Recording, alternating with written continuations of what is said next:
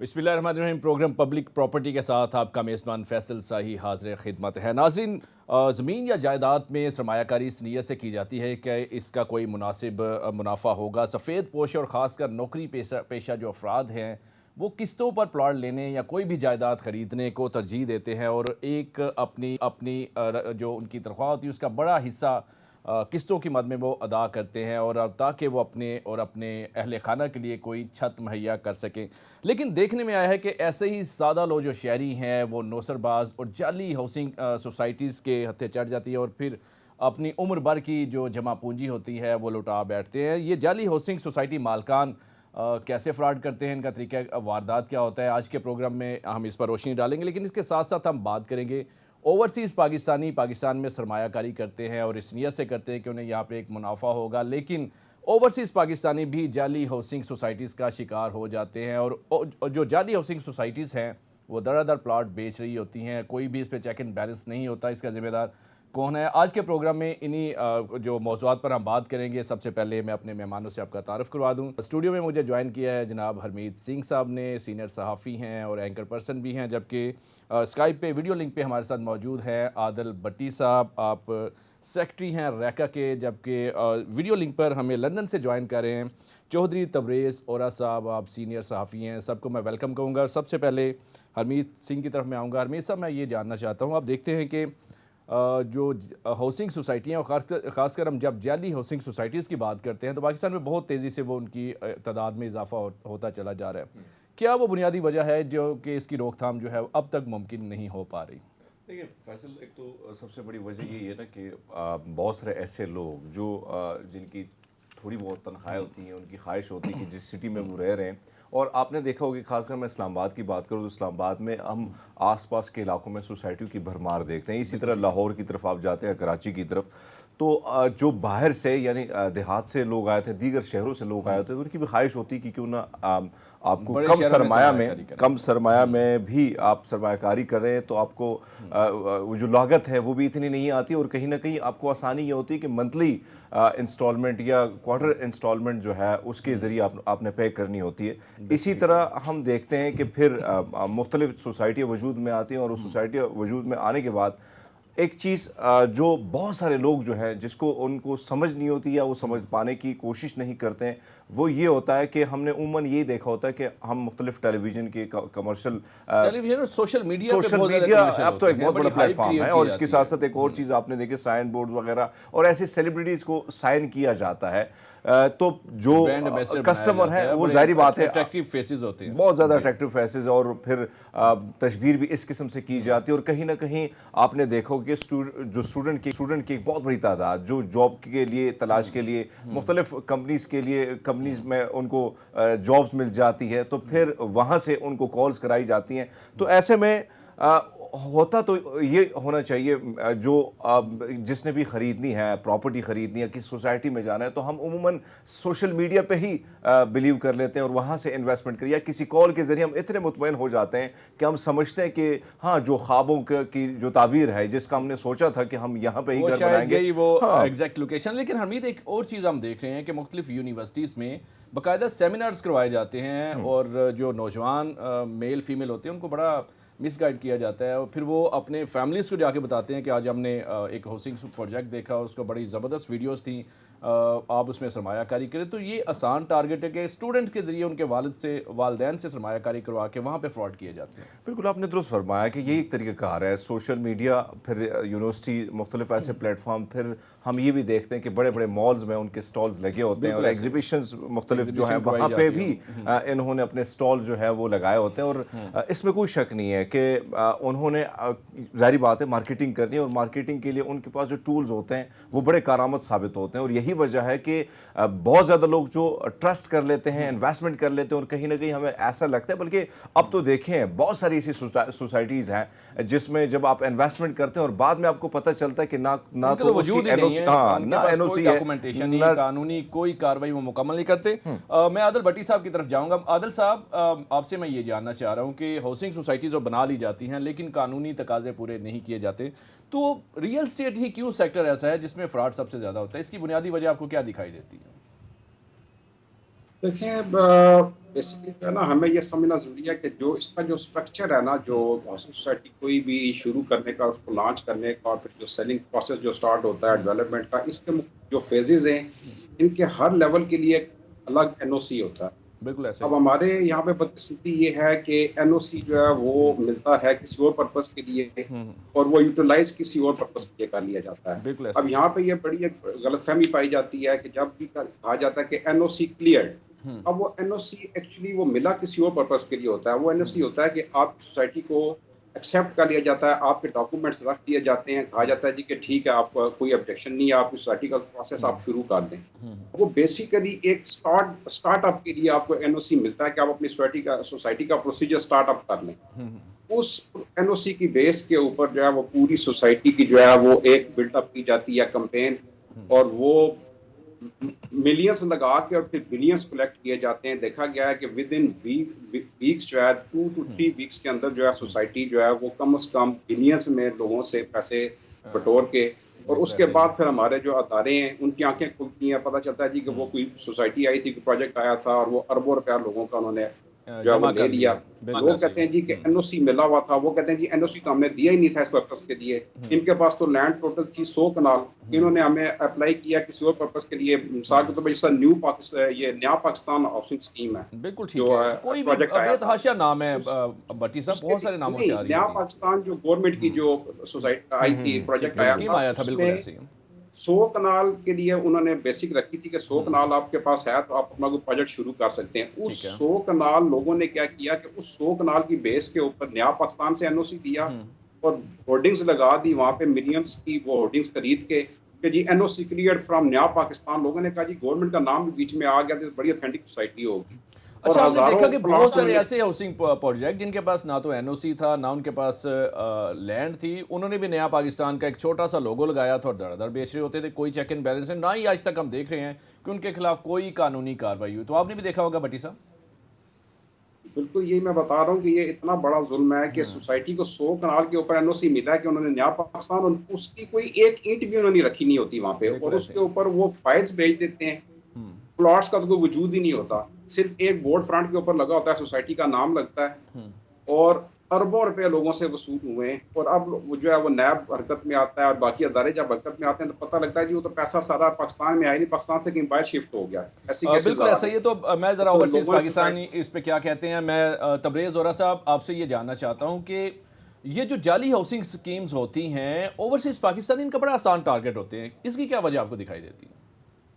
Faisal sir साहब, बहुत शुक्रिया, बहुत मेहरबानी कि आज आपने ओवरसीज पाकिस्तानियों के दिल की बात की है, और आपको अप्रिशिएट करते हैं कि ये वो अहम इशू है जिस पर हर कोई ना ही तो प्रोग्राम कर सकता है, ना उसकी खबर नशर कर सकता है। बिल्कुल ठीक तो है। आपने बहुत अच्छा टॉपिक आप लिया है। मैं ये बताऊंगा कि ओवरसीज पाकिस्तानी चूंकि पाकिस्तान को अपने दिल के करीब समझते हैं, वो पाकिस्तान से प्यार करते हैं, इसलिए पाकिस्तान में वो इन्वेस्ट करना चाह रहे होते हैं, पाकिस्तान की खातर, अपनी धरती माँ की खातर। बिल्कुल ऐसे ही। लेकिन ये जो माफिया है ये उनके प्यार को गलत रंग में लेता है, और इन्होंने क्या किया हुआ है कि इन्होंने एक डिजिटल मार्केटिंग का एक जो नमूना बना रखा है। वो क्या करते हैं, ये ओवरसीज में आते हैं, मुख्तलिफ शहरों में, यहाँ पर इनके अपने लोग होते हैं, खरीदे होते हैं, उनके जरिए ये प्रॉपर्टी रोड शो करते हैं, और उसके बाद एग्जीबिशन करते हैं, और वो जो डिजिटल मार्केटिंग होती है उससे उनको वो ख्वाब दिखाए जाते हैं कि जी ये सोसाइटी है, ये वहां है, इसका इस तरीके से करके वो करेंगे। मैं आपको मिसाल दूं कि एक टाइम में गवादर बहुत ज्यादा बिका था ओवरसीज पाकिस्तानियों में, बिल्कुल ऐसे ही। लेकिन बिल्कुल ऐसे ही। अनफॉर्चुनेटली ये कहना पड़ रहा है किसी पाकिस्तानी को भी आज तक वहां पर कब्जा नहीं मिला। बात ये है कि ओवरसीज पाकिस्तानी सिर्फ इन्वेस्ट कर सकते हैं, और इनके पास इतना ज्यादा टाइम नहीं होता कि ये पाकिस्तान जाकर सोसाइटी को विजिट कर ले, लोकेशन को देख ले, या अपना जो प्लाट वो ये खरीद रहे होते हैं उसके आप तजर्बा देख ले, खसरा नंबर, खतौटी नंबर देख ले। ये सिर्फ नहीं और देखा सिर्फ जाता, बिल्कुल ठीक कह रहे ब्लाइंड हैं। ट्रस्ट करते हैं। बिल्कुल और ऐसे ये जो माफिया है जो पाकिस्तान में भी है, और इसके अलावा इनकी शाखें आप पूरी दुनिया में फैली हुई फैल है, चुकी हैं। बिल्कुल और ऐसे ही। ये एक मुनज़्ज़म तरीके से ये लोगों को लूटते हैं, और कोई भी ओवरसीज पाकिस्तानियों को लीगल खबर नहीं है कि अगर कोई इनसे फ्रॉड करता है तो किस तरीके से ये उसको यहाँ बैठकर जो है ना अपने मामलात को हल कर सके। यही लेकिन वो बेवजह तबरेज़ साहब ये की- बताइएगा, ये जो ओवरसीज़ में खासकर आप बरतानिया में रहते हैं, वहाँ पे जो इतने कन्वेंशंस हो रहे होते हैं, रोड शो हो रहे होते हैं, तो वहाँ का कानून इस चीज़ की इजाज़त देता है? क्या वो नहीं चेक करते कि ये जिसकी तशहीर कर रहे हैं, एडवर्टाइजमेंट कर रहे हैं, क्या ये वाकई को लीगल है, इसकी कानूनी हैसियत वहाँ नहीं चेक की जाती, बस उनको इजाज़त दे दी जाती है? कानून क्या कहता है अगर बरतानिया की बात करें तो? नहीं, बरतानिया का जो कानून है वो अलग है बरतानी शहरियों के लिए और बरतानिया के हदूदरबा के लिए। ठीक है। क्योंकि यहाँ पर कन्विंसिंग होती है जब आपको प्रॉपर्टी लेते हैं, फिर वो सबसे पहले तो आप उसमें अपने वकला को इन्वॉल्व करते हैं जो ये कर रहे होते हैं अपना बिल्कुल ठीक है। कन्विंसन का काम। अगर किसी ने प्लाट ट्रांसफर करना है या किसी ने घर खरीदना है तो उसके बाद सारे चेक्स होते हैं, वो मुकम्मल करने के बाद ही जो है वो ट्रांजैक्शन होती है और वो जो है वो मलकियत तब्दील होती है। लेकिन नहीं, ये और जो सब मैं पाकिस्तान- ट्रांजैक्शन की बात नहीं कर रहा, जो रोड शो होते हैं, जो कन्वेंशन होते हैं, क्या आप कोई भी बंदा पाकिस्तानी जाए वहाँ पे, उसकी हाउसिंग सोसाइटी यहाँ पे उसका वजूद है या नहीं है, वहाँ जाके आप रोड शो कर सकते हैं? तमाम पाकिस्तानियों को ये अलाउ होता है या इसके लिए कोई कानूनी तकाजे या कोई रूल एंड रेगुलेशन को फॉलो करना पड़ता है? जी, इन्होंने क्या किया हुआ है कि इन्होंने कंपनीज रजिस्टर्ड की हुई है, लेकिन अच्छा। ये क्या करते हैं कि ये यहाँ का जो कवानीन है, क्योंकि अगर आप प्रॉपर्टी बरतानिया से खरीद रहे हैं फिर तो ये कवानीन इनके इम्प्लीमेंट होते हैं यहाँ पर। लेकिन वजह ये है कि वो प्लाट्स, वो सोसाइटियां वगैरह तो पाकिस्तान में है। बिल्कुल ये ऐसे। लोग यहाँ पर आते हैं, अगर एक प्रोग्राम करते हैं तो उस प्रोग्राम के लिए ये इजाजत जरूर लेते हैं। अगर हाथ बुक करते हैं, पैसे लगाते हैं, 5 स्टार ट्रीटमेंट देते हैं, ये बहुत बड़े जो है ना वो नमूने पेश करते हैं सादा लोगों को पहुंचाने के लिए, और साथ ही जो उनको वो डॉक्यूमेंटेशन देते हैं उनकी यहाँ पर कोई जस्टिफिकेशन नहीं है बिल्कुल भी। बिल्कुल ठीक है। उनका सारा एरिया जो है वो पाकिस्तान में है, लेकिन वहां पर जो कुछ होता है तो वो मैं आपको क्या बताऊं कि अगर मैं मेरे पास एक लंबी दास्तान है। लोग अब जो है आजिज़ आ चुके हैं इन लोगों से, क्योंकि देखें यहाँ पर शायद दो यही किस्म वजह के कि लोग ओवरसीज हैं। पाकिस्तानी जो हैं वो उनका एतमाद जो है वो ख़त्म होता जा रहा है, या क्या सूरत हाल क्या दिखाई देती है आपको? किस बारे में सर? मुझे ये बताइए कि इसी वजह से इन्हीं ये जो हरकत हो रही है, इसी वजह से ओवरसीज पाकिस्तानियों का पाकिस्तान में सरमायाकारी करने के लिए वो जो एतमाद था उसमें कमी वाक़या हो रही है? जी बिल्कुल, कभी वाक़या हो चुकी है। आप मैं बताऊं कि सिर्फ वो लोग आप भी रिस्क लेते हैं। हाँ, अगर कहीं कोई लेवल बन जाए, अगर कोई कानून बन जाए कि अगर ये कोई प्रॉपर्टी खरीदते हैं वो पाकिस्तान के जो कवानीन है वो उसके धारा में आता है और इनको एक शॉर्ट टाइम दिया जाए, अगर कोई इशू होता है तो उसको सॉर्ट आउट हो जाए। वरना जो इन्वेस्टमेंट का कल्चर है वो अब खत्म होता जा रहा है। लोग समझ रहे हैं कि यहाँ पे करना चाहिए।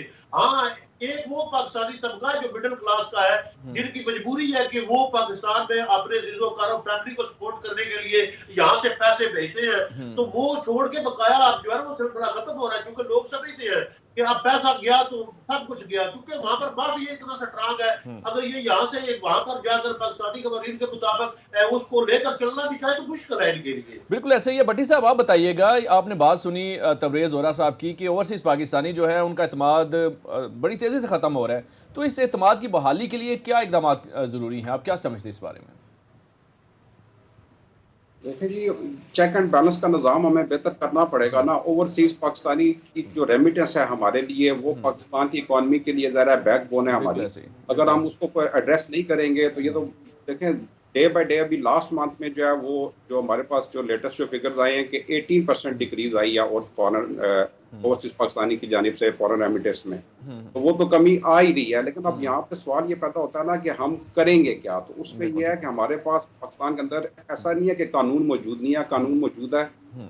प्रॉब्लम जो है वो इम्प्लीमेंटेशन की है। हमारे पास रियल एस्टेट रेगुलेटरी अथॉरिटी का जो है एक्ट वो पास हुआ पड़ा हुआ है, उस अगर जब तक वो नाफिज नहीं होगा ना तब तक ये प्रॉब्लम्स हमारे मुल्क के अंदर रहेंगे। उसमें ओवरसीज पाकिस्तानीज के लिए, हमारे लोकल पाकिस्तानीज के लिए, हर तरह के लिए कवानीन उसके अंदर मौजूद हैं। उम्मीद आपसे मैं ये जानना चाह रहा हूँ, अब देखते हैं कि हाउसिंग सोसाइटी जो होती है, छोटी छोटी हाउसिंग सोसाइटी की मैं बात करूँ, बड़ी कम अराजी पे वो NOC लेती हैं या LOP अप्रूव करवाती हैं, बाद में वो डिलीवर नहीं कर पाती सोसाइटी मालकान किस्तें तो प्लाट होल्डर से लेते जाते हैं। जब डिलीवरी का टाइम आता है तो पता चलता है वो सोसाइटी बिक गई है या किसी और सोसाइटी में मर्ज हो जाती है। आपका भी एक ऐसा तजर्बा हुआ, थोड़ा बताइएगा इस बारे में, ये कैसा फिर मुश्किलात कितनी प्लाट होल्डर को देखनी बड़ा अच्छा पड़ती है, सवाल है। और पड़ती कहीं ना कहीं मैं भी वहाँ पे मुतासर रहा हूँ, और बड़े मेरे प्यारे दोस्त थे तो उन्होंने कन्विंस किया कि हरमीत वैसे भी हम साफ़ियों की सैलरी इतनी होती नहीं है, बड़े मुश्किल से गुजारा चलता है, तो मेरी भी ख्वाहिश थी कि उन इस्लामाबाद में छोटा मोटा प्लाट अपने नाम करूँ।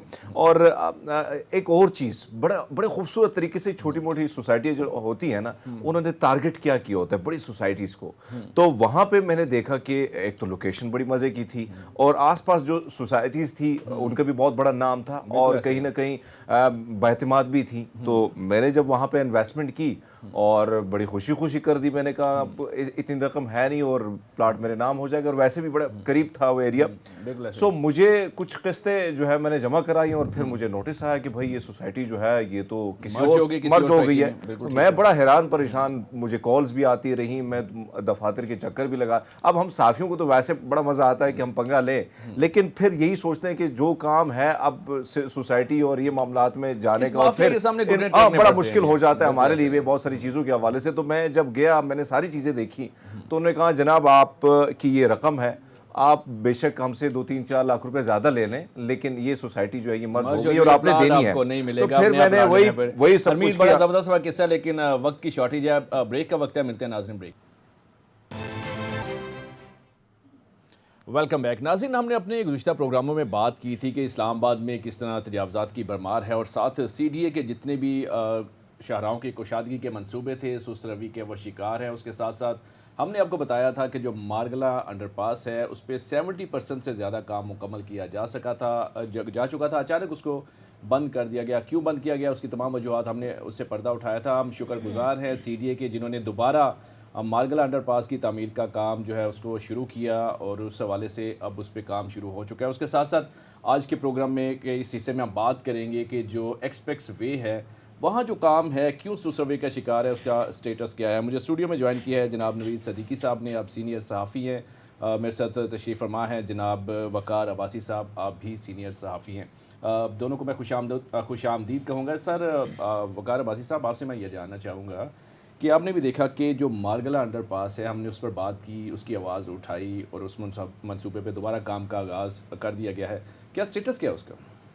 बहुत शुक्रिया फैसल साहब, आप माशाल्लाह आपकी जो प्रोग्राम की वसात से जो ये वाला इशू हाईलाइट हुआ था वो बड़ी खूबसूरती से टेकअप हुआ। उसकी डिज़ाइन में तब्दीली की गई है। मारगला का जो ये अंडरपास था और वर्क स्कोप उसका बढ़ गया है और अब उसमें बड़ी खुशाइन चीज़ जो है वो ऐड की गई है कि उसके एक गार्डन एवेन्यू है जो 7th एवेन्यू को कनेक्ट करेगी बराह रास्त जाके इस अंडरपास के साथ, और उसके बाद ये जो इस्लामाबाद एक्सप्रेस वे है उसका बाईपास भी बन जाएगा। अच्छा, ये वही गार्डन एवेन्यू मतलब वही जो स्पोर्ट्स जोन के साथ आती है, जैसे इस्लामाबाद स्पोर्ट्स कम्प्लेक्स है, ये वहाँ से कोई रोड निकल रही है? जी बिल्कुल, स्पोर्ट्स कम्प्लेक्स के साथ से इस रोड की अलाइनमेंट को थोड़ा तब्दील किया गया है और इसमें इस वर्क का जो स्कोप बढ़ा है और 14 करोड़ पे इसके ऊपर अजाफी जो है रखे गए हैं। CDWP से इसकी मंजूरी ली गई और वर्क इसके ऊपर एक्सपीडाइट हुआ है अभी। और अब इस प्रोजेक्ट के जो फ़ायदे हैं वो पहले से और ज़्यादा हो जाएंगे। वकार अब्बासी साहब, आपसे मैं ये जानना चाहूँगा जो पहले काम बंद किया गया था उसकी वजह सामने आई कि क्या वो बुनियाद थी जिसको बना के CDA ने काम रोका था?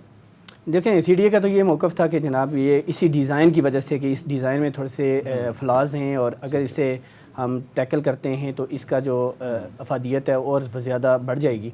CDA चाह रहा था कि इसकी जो साइट है वो तब्दील करके फ़ेज़ 1 की एंट्रेंस के साथ रखी जाए ताकि इसको हम फ्यूचर में इस्तेमाल कर सकें, क्योंकि जब भी फैज़ाबाद के ऊपर मुजाहरा होता है, फ्लाईओवर बंद होता है, इस्लामाबाद एक्सप्रेस वे का जो कनेक्शन है वो इस्लामाबाद से कट जाता है और बहुत ज़्यादा लोगों को वहाँ पे इसमें एक बात सुनने में आ रही थी कि शायद कोई सियासी मदाखलत भी थी कि उसको मत बनाया जाए, किसी इसको यहाँ से शिफ्ट किया जाए, उसमें कितनी सदाकत है? वो बिल्कुल जी, उसका एलिमेंट जो है वो उससे भी हम रद्द नहीं कर सकते, बिल्कुल वो भी शामिल था वो वाला एलिमेंट और उसमें उनकी मदाखलत थी जो लोकल यहाँ की मकामी क़यादत थी पाकिस्तान वेस्टर्न लीग नून की। अच्छा सर, ये बताइएगा भी ये जो दोबारा मंसूबे पे काम का आगाज़ हुआ है, कोई इसका टारगेट टाइम फ्रेम दिया गया है कि कब तक इसने मुकम्मल होना है? अब इसका जो 3 महीने इसकी एक्सटेंशन मज़ीद होगी है जी इस प्रोजेक्ट की। पहले तो इसने बहुत जल्दी मुकम्मल होना था, लेकिन चूँकि अब इसमें एडिशनल वर्क आ गया है और लागत भी चेंज हुई और लागत में भी 14 करोड़ रुपया इसका जो है ना वो इजाफा हो गया, देना पड़ेगा। सदीकी साहब, आपसे मैं ये जानना चाह रहा हूँ कि अब CDA एक ऐसा इदारा है, एक तरफ तो मुल्क जो है मुआशी बहरानों का शिकार है, हम सुन रहे हैं कि CDA में डेपुटेशन पे आए जो अफसरान हैं उनकी भरमार हो चुकी है, कितने नंबर क्या है और ये कौन कौन से मुख्तलिफ इदारों से आए हैं? जी CDA तो है अगर देखा जाए ज़्यादा खुद एक छोटा सा इदारा है, कैपिटल डेवलपमेंट अथॉरिटी, मगर वो बहुत ज़्यादा पॉपुलर है अमंग तमाम ग्रुप्स जो सिविल सर्वेंट्स हैं, जिसमें FBR है, IRS है, ऑडिट एंड अकाउंट्स है, पास है, PS यानी DMG ऑफिसर्स हैं, इसके अलावा कस्टम्स ग्रुप, इन तमाम का इस वक्त तमाम ग्रुप्स ने CDA को यरगमाल बनाया हुआ है और रूल्स के मुताबिक 25% जो एक कोटा होता है, डायरेक्ट कोटा होता है, उसके तहत अफसरान आते हैं, मगर अब तो 25% से भी कई गुना ज़्यादा एक्सीड कर गया है ये कोटा। और सूरत हाल ये है कि इस वक्त अपने जो CDA के अफसरान हैं बहुत नीचे चले गए हैं, एक साजिश कहें या जो भी कहें, या नाइल ही कहें गवर्नमेंट की या चेयरमैन या मेंबर्स की, उन्हें नीचे हटा के उन अहम पोस्टों से और जो डिप्यूटेशन के ऑफिसर हैं उन्हें लाया गया है। इस वक्त तकरीबन 48 डायरेक्टरेट्स हैं और उसमें तमाम deputy director, assistant director, director, DG और मेंबर जो कि DG को चार्ज दिया जाता है, इस वक्त अगर देखा जाए तो तकरीबन 40 उनकी बनती हैं। उसके लिए एक CDA इस वक्त हॉट केक बना हुआ है। क्यों? Perks and privileges. ये 18-19 ग्रेड के जो ऑफिसर्स होते हैं वो अपने अपने इदारों में होते हैं, उन्हें एक मेज़, एक कुर्सी, एक छोटा सा ऑफिस मिला जाता है, मगर यहाँ पर वो साहिब साहब बादशाह बने हुए होते हैं। नंबर 1 गाड़ी मोनेटाइजेशन 80,000 रुपये, उसके बावजूद एक 2 गाड़ियाँ प्लस ड्राइवर प्लस घर, इसके अलावा दीगर मराद, सरकारी मराद से वो एंजॉय कर रहे हैं और कोई पूछने वाला नहीं है, बल्कि वो अय्याशियाँ कर रहे हैं। साहिब साहब एक बड़ी बात यह है जो उनके लिए सबसे अट्रैक्टिव जो चीज़ है वो है प्लॉट।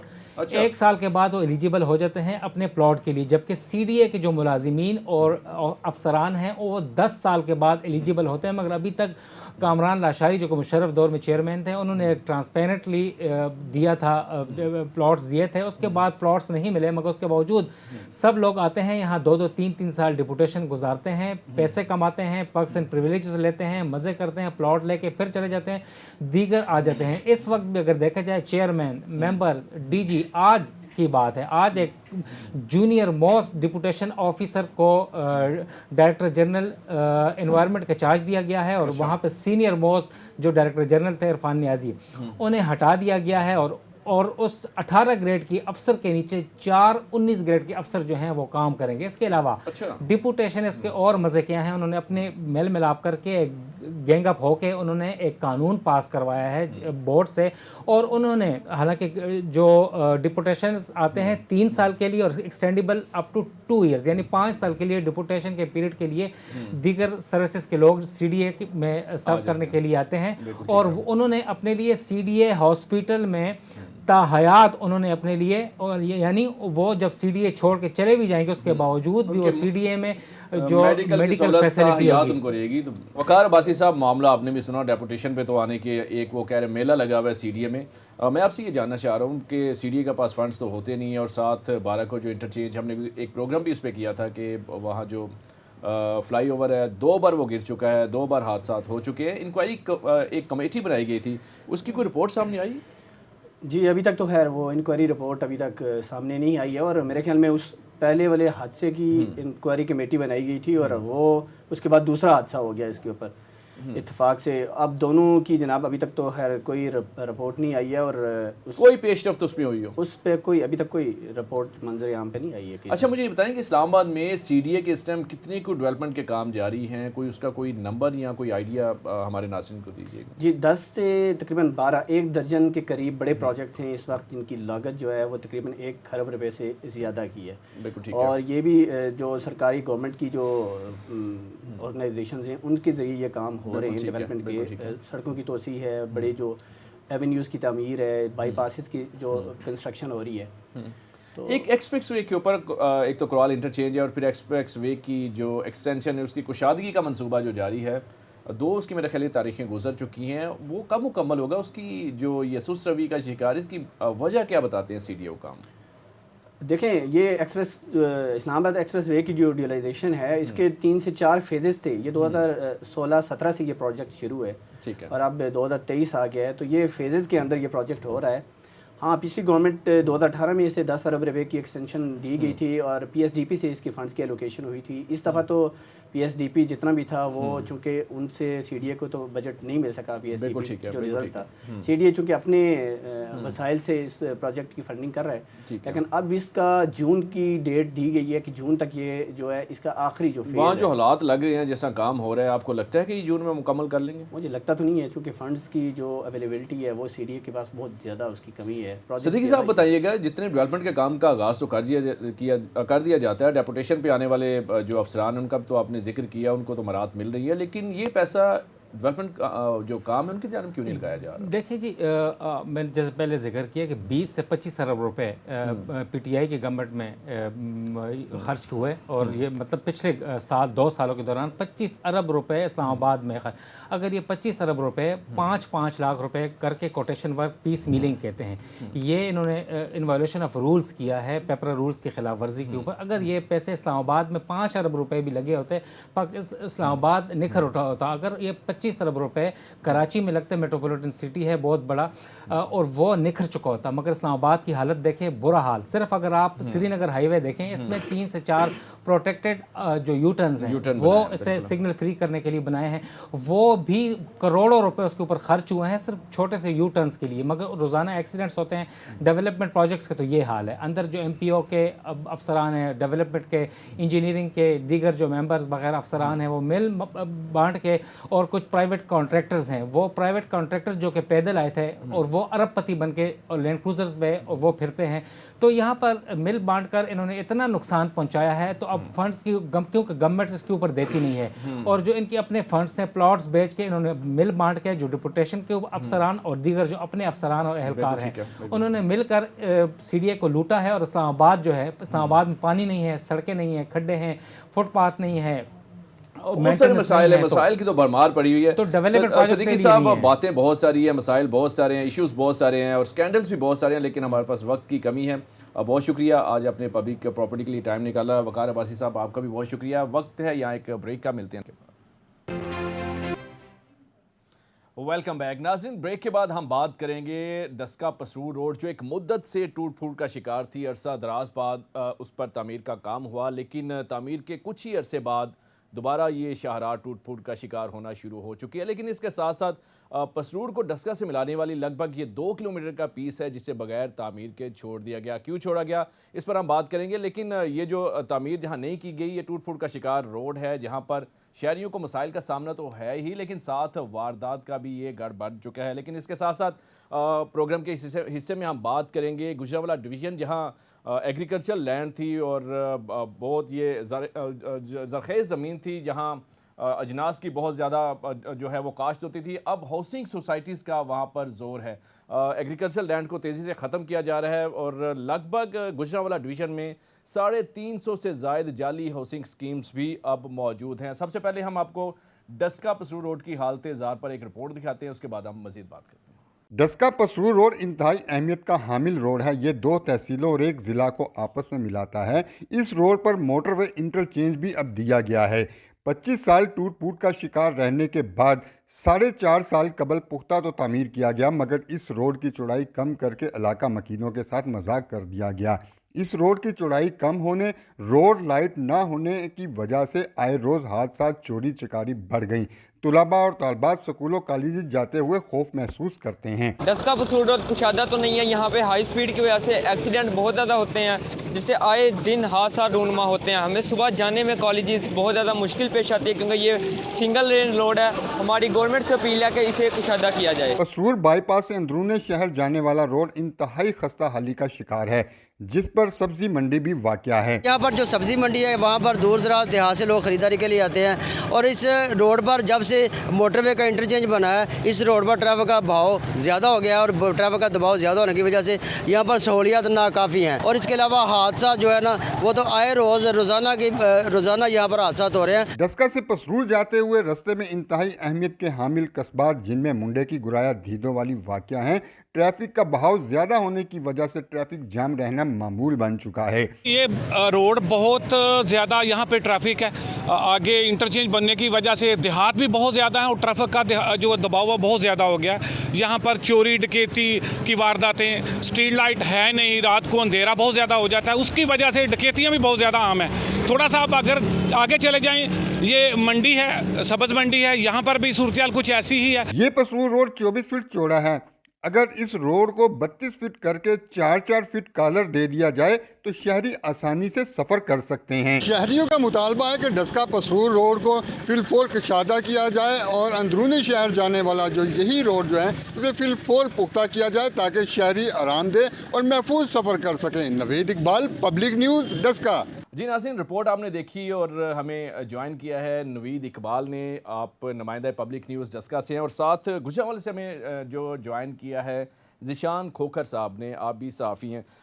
मैं सबसे पहले नवीद साहब आपसे ये जानना चाहता हूँ, ये डस्का पसरूर रोड का मामला है क्या, मौजूदा स्टेटस क्या है? बड़े अरसे बाद ये इसकी तामीर मुकम्मल हुई थी, दोबारा टूटना शुरू हो चुकी है, स्टेटस क्या है इसका? बहुत शुक्रिया, आपने अपने प्रोग्राम में हमें वक्त दिया। मैं इसी रोड को 2 सेगमेंट में इस पे बात करना चाहूँगा। पहले सेगमेंट में मैं आपको ये बताता चलूँ कि ये इंतहाई अहमियत का हामिल रोड है और इसे डिफेंस के हिसाब से बहुत अहमियत है, क्योंकि जब भी कभी शकरगढ़, नारोवाल और इधर भी कभी जो है वो आर्मी की मूवमेंट होती है तो इसी रोड को जो है वो खास तौर पर इस्तेमाल किया जाता है। और ये रोड जो है वो 25 साल तो भी ये पहले ये टूट फूट का मुकम्मल शिकार रहा। यहाँ पर धीदोवाली के मकाम पर तो खास तौर पर ये 5-5 फीट जो गहरे गड्ढे बने हुए थे। ये आज से 4.5 साल पहले इसे एक मालियाती इदारे के ताउन से बनाया गया। लेकिन प्रॉब्लम ये है कि ये इंतहाई जो जितना इसे चौड़ा होना चाहिए था उतनी इसकी चौड़ाई नहीं है और इसकी जो इसका बेड है वो 24 फीट है और जो जबकि इसका जो बेड होना चाहिए था वो 32 फीट होना चाहिए था और 32 फीट जो इसके साथ जो कॉलर हैं वो 4-4 फीट के कॉलर भी बनाने चाहिए और इसके अतराफ में जो इसकी जगह भी अभी बाकी है। और जो आपने ये बात की कि जो इसका बाईपास से जो शहर अंदरूनी शहर को जाने वाला यही रोड जो है इस पे सब्जी मंडी भी वाक़या है जहाँ पर हजारों अफराद जो हैं वो उनका आना जाना लगा रहता है और ये टूट फूट का शिकार है और ये तकरीबन जो है वो 20 साल से ही ऐसा है और इस रोड पर जो है चोरी, डकैती, राहज़नी की जो वारदातें हैं वो मामूल बन चुकी हैं। आपने किसी मुतलका हुकाम से बात की, ये 2 किलोमीटर का पीस है, क्यों छोड़ा गया है, इसकी क्या वजह है, क्यों इस पे काम का आगाज नहीं किया जाता, क्यों इसकी तामीर अब तक नहीं हो पाई, वजह क्या है, कोई सामने आई? जी मेरी इसी सिलसिला में जो है वो असिस्टेंट कमिश्नर से चंद रोज जो कबल ही मेरी इस मौजू पे बात हो रही थी, उनका यही कहना है कि मालियाती इदारे ने जो है इसका सारा सर्वे भी मुकम्मल किया है, तखमीना भी लगाया है, लेकिन प्रॉब्लम ये आ रही है कि उनकी तरफ से अभी ये एक कदगन लगा दी गई है कि जो एमसी की हदूद में रोड हैं वो उनकी तामीर वो नहीं कर सकते। तो इस वजह से ना तो ये कोई जो मालियाती इदारे हैं वो जिम्मेदारी ले रहे हैं और ना ही जो मकामी पॉलिटिकल इंतजामिया है वो इसकी तरफ तवज्जो दे रही है और इस सारे मामले में जो पिस रहे हैं वो जो है इलाका मकीन है वो बुरी तरह इसका शिकार हो रहे हैं। और यहाँ पर मैं आपको ये भी बात बताता चलूं कि ये इंतहाई अहमियत का जब रोड है तो इस पर बड़े बड़े कस्बात भी वाक़या हैं जहाँ खास तौर पर धीदोवाली है, मुंडे की है, यहाँ पर घंटों ट्रैफिक जैम रहना जो है वो मामूल बन चुका है। ट्रैफिक का फ्लो बहुत ज्यादा है, रोड छोटी है। और मुझे ये बताइएगा, शहरियों की जानिब से कोई इलाका मकीन की जानिब से एहतजाज कोई सामने आया, कोई एहतजाज किया गया या अब तक कोई पेशरफ्त इसमें आपको होती दिखाई दे रही है? देखिए फैसल ऐसे कि ये मकामी जो अफराद हैं, मकामी इलाका मकीन हैं, इन्होंने बारहा जो है ये अपने जो मुंतखब नुमाइंदगान हैं इन्हें जाकर ये बात बावर भी कराई है और इन्हें रिटर्न दरख्वास्तें भी दी हैं, लेकिन किसी की भी जो वो कोई सुनवाई नहीं हो रहा है, कोई भी जो है इस तरफ तवज्जो नहीं दे रहा है, जिसकी वजह से जो इलाका मकीन है वो भी मायूसी का शिकार हो गए हैं और आए रोज इस रोड पर हादसात हो रहे हैं। इतनी बड़ी वारदात बहुत हो रही है लेकिन कोई पुरसाने हाल नहीं है। मैं ज़िशान आपकी तरफ आऊँगा, आपसे ही मैं ये जानना चाह रहा हूँ, गुजरांवाला डिवीजन आप जानते हैं यहाँ पे सरसब्ज शादाब बड़े खेत और फसलें काश्त होती थी, उन्हीं जो खेत हैं वहाँ पे हाउसिंग सोसाइटीज़ बन रही हैं, तो कितनी कोई एग्रीकल्चर लैंड है जो ऑक्यूपाई की जा चुकी है और ये ट्रेंड कितनों को ज़्यादा बढ़ता जा रहा है कि ज़री ज़मीन जो एग्रीकल्चर लैंड है वहाँ पे हाउसिंग सोसाइटी की जो है वो उनका जोर है, क्या आप देखते हैं, क्या कहेंगे इस हवाले से? फैसल भाई पहले तो बहुत शुक्रिया, इस एक अहम इशू पर आपने आज एक प्रोग्राम का इनेकाद किया है। ये अदाद-ओ-शुमार बहुत बड़े हैं, जिस तरह आपने बताया कि गुजरांवाला डिवीजन जो है वो ज़रूरी लिहाज से बहुत अहमियत की हामिल है। आप देखें तो कामोगी का चावल, नशहरा का चावल, चूंकि वहाँ की जो जमीन है ना वो ज़रूरी लिहाज से बहुत अहमियत की हामिल है और यहाँ का जो कर्नल बासमती आप जानते हैं पूरी दुनिया में خوشبو اور ذائقے کے لحاظ سے وہ بہت زیادہ مشہور ہے اور بہت زیادہ پسند بھی کیا جاتا ہے. اور لیکن اب آپ نے یہ جو پروگرام شروع کیا ہے زرعی اجناس کی قلت کے حوالے سے، اس کے اسباب کیا ہیں، اس پر آج روشنی ہم ڈالتے ہیں. ہم نے جو اعداد و شمار لیے ہیں مختلف محکموں سے، خاص طور پر محکمہ زراعت سے، تو ان کے مطابق گوجرانوالہ کا جو زرعی رقبہ ہے تقریباً 9,63,100 جو ایکڑ ہے وہ یہاں پر زرعی رقبہ ہے، جس میں سے تقریباً جو ہے وہ 7,63,000 کے قریب جو ہے وہ قابل کاشت ہے، جس میں تقریباً 95,000 جو ہے وہ ناقابل کاشت ہے. لیکن جو اس سال ہم دیکھتے ہیں اگر گندم کے حساب سے دیکھا جائے تو 7 لاکھ زائد ایکڑ سے زیادہ جو ہے وہ گندم کاشت کی گئی ہے. اسی طرح چاول کی بھی اگر بات کریں تو تقریباً 5,83,000 ایکڑ سے زائد جو ہے وہ یہاں پر چاول کی فصل جو ہے وہ کاشت کی گئی ہے. لیکن یہ پچھلے سالوں کی نسبت بہت زیادہ کمی آئی ہے اور بہت بڑا لمحہ فکریہ ہے. اور یہ تمام جو اعداد و شمار ہیں یہ ہمیں چونکا دینے والے ہیں، چونکہ تقریباً پچھلے 10 سال میں اعداد و شمار جب دیکھیں تو آپ کو میں بتاتا ہوں کہ تقریباً 60 سے 70 ہزار ایکڑ جو ہے وہاں پر 354 سے زائد جو غیر قانونی ہاؤسنگ سوسائٹیز ہیں اور لینڈ سب ڈویژنز ہیں وہ قائم کر دی گئی ہیں، جن کو تمام ادارے جو ہے وہ میں کہوں گا اس حمام میں تقریباً سارے ہی ہمیں ننگے نظر آئے ہیں. جب ہم نے تحقیقات کری اس حوالے سے تو ہم نے دیکھا کہ تمام محکمے بالترتیب، جس طرح آپ گیپکو دیکھ لیں، سوئی ناردرن دیکھ لیں، جی ڈی اے دیکھ لیں، جتنے بھی محکمے اس میں شامل ہیں جنہوں نے ایسے لوگوں کو روکنا ہوتا ہے وہ ان کے لیے اسباب اور ان کے لیے وسائل اور ان کے لیے آسانیاں پیدا کر رہے ہوتے ہیں. مطلب اگر ہم دیکھیں کہ جو ہماری اربن ایریاز ہیں، اگر جو ہمارے اس کے گردنواں کے تمام پہلے لہلہاتے ہوئے کھیت تھے اور زرعی رقبہ تھا، وہاں پر اب ہمیں غیر قانونی جو قانونیاں ہیں وہ ہمیں قائم ہوئی نظر آتی ہیں. اس میں جی ڈی اے جو ہے وہ سر فہرست ہے، چونکہ انہوں نے ہی ایسے جو کہ غیر قانونی کالونیاں قائم کرنے والے ہیں ان کو روکنا ہوتا ہے، تو وہ ہمیں اس میں ان کی غفلت نظر آئی ہے. چونکہ ہم نے دیکھا کہ جو زرعی رقبہ بھی ہے نا تو ایسی رپورٹ شو کر دی گئی کہ یہ جو ہے وہ ناقابل کاشت رقبہ ہے اور یہ گرین ایریا نہیں، یہاں پر کالونی جو ہے وہ بنانے کی اجازت دی جا سکتی ہے. مطلب یہ سارے آپ دیکھیں کہ حقائق کو کس طرح سے توڑ مروڑ کر پیش کیا جاتا ہے اور وہاں پر غیر قانونی ہاؤسنگ کالونیاں جو ہے وہ قائم ہو جاتی ہیں. یہاں کا چاول ہی نہیں، یہ جو ہمارا گوجرانوالہ ہے یہ بہت بڑا بہت ساری صنعتی شہر فصلیں ہے. ہیں، گندم بہت یہاں کاشت کی جاتی ہے، لیکن نشان آپ چارے کی دیکھیے فصل جتنی، کیونکہ یہاں نہری پانی بہت زیادہ ہے، نہریں بہت زیادہ ہیں یہاں پہ، جو نہر اپر چناب کے آپ گردنواہ میں دیکھتے ہیں بالکل نہر یہاں اپر پہ چناب. بھی تقریباً یہ ساری ایگریکلچر لینڈ بڑی تیزی سے ختم ہو رہی ہے. مختلف housing societies, private housing society تیزی سے بن رہی ہیں اور میرا نہیں خیال کوئی قانونی تقاضے بھی وہ پورے کرتے ہیں. تو جی ڈی اے کا کیا رول ہے؟ جی ڈی اے ان کو روکتا نہیں ہے کہ یہ تو ایگریکلچر لینڈ ہے، یہاں ہاؤسنگ سوسائٹیز بن سکتی ہے، نہیں بن سکتی؟ اس حوالے سے وہ کیا کہنا ہے جی ڈی اے کا؟ دیکھیں جی ڈی او سے بھی ہماری بات ہوئی ہے، ان کی جانب سے یہی کہا جاتا ہے کہ ہم کارروائی کر رہے ہیں اور ہم نے بہت ساری تعمیریں جو ہیں وہ روک رکھی ہیں، نوٹسز جاری کر رکھے ہیں. لیکن حقیقت اس کے بالکل برعکس ہوتی ہے. فیصل بھائی، آپ نے نہر اپر چناب کا ذکر کیا تو نہر اپر چناب کے اوپر ہی ہم آئے تو ہم دیکھتے ہیں کہ تقریباً اگر چچھر والی کے قریب دیکھا جائے تو ایک ہاؤسنگ کالونی قائم کی گئی ہے. چندہ قلعہ سے آگے گزر جائیں پھر ہاؤسنگ کالونی ہے، ایک آگے پھر تیاری کی جا رہی ہے اٹاوے کے قریب.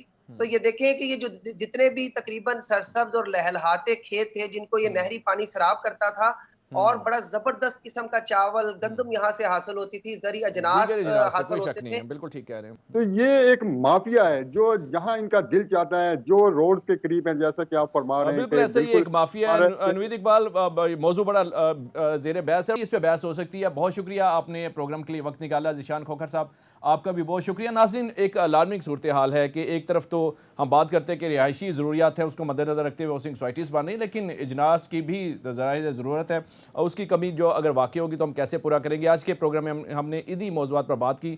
آئندہ ہفتے کسی نئے موضوع کے ساتھ دوبارہ حاضر خدمت ہوں گے. اجازت دیجیے، اللہ حافظ.